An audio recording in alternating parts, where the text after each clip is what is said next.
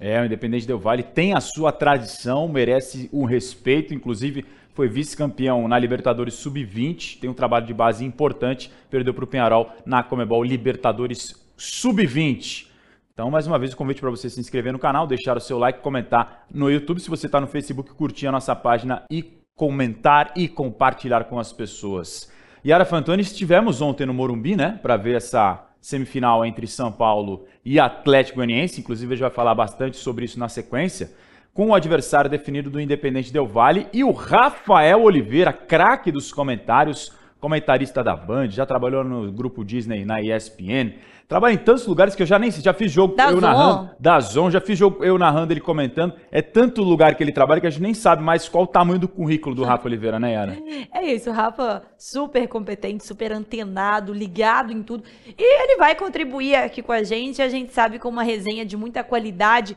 porque quando trata-se de analisar um jogo, eu tenho feito até alguns jogos do Sub-20 pela Band com o Rafa, e quando aparece, de repente, um que você fala, esse ele não vai saber quem é, ele sabe, e ele ainda fala de onde veio pai, mãe, filho e tudo mais. Então, Rafa, seu trabalho é sensacional, já fica aqui de cara, elogios pra você. Sem dúvida nenhuma, é um craque dos comentários, das análises. E o Rafael Oliveira, comentarista, companheiro da Yara Fantoni na Band também, vai fazer uma análise especial para a gente aqui no show da Conmebol Sul-Americana sobre o outro finalista que já estava com a vaga garantida, despachou o Melgar, que eliminou o Internacional, Melgar do Peru ficou pelo caminho, e o Rafael Oliveira analisa para a gente agora o Independente Del Valle.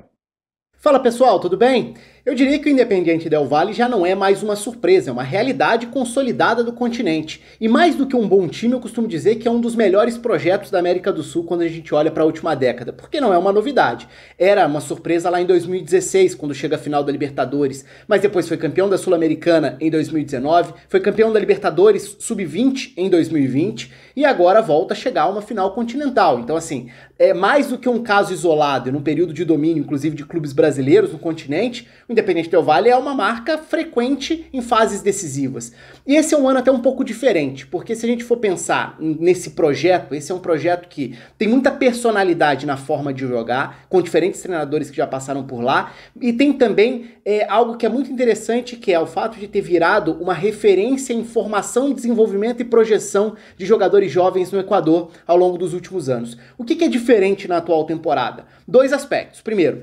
foi um ano de turbulência, de saída do treinador, o Renato Paiva, o Martin Anselmi, que chegou e assumiu, tinha sido auxiliar do Miguel Ángel Ramírez, que fez um trabalho de muito sucesso por lá, mas então teve uma mudança de rumo, de direção, mas o projeto do clube está acima do nome que fica no cargo, então a forma de jogar passa muito por isso também.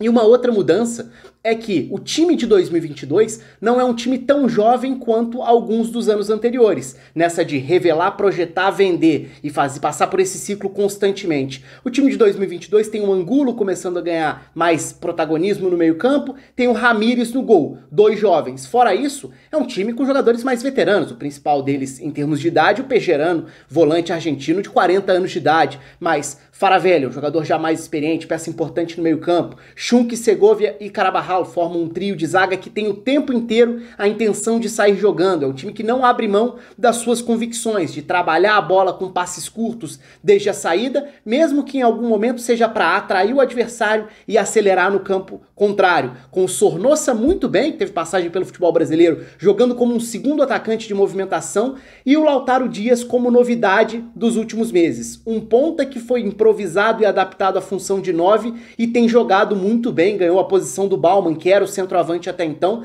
que torna o time ainda mais leve nessa movimentação, nessa mobilidade. E olho no Johanner Chaves, ala pela esquerda que se comporta quase como um ponta, tem chegada de muita velocidade à linha de fundo, entrada em diagonal na área também. É um time bastante agradável de ver e um projeto muito legal de acompanhar ao longo dessa última década.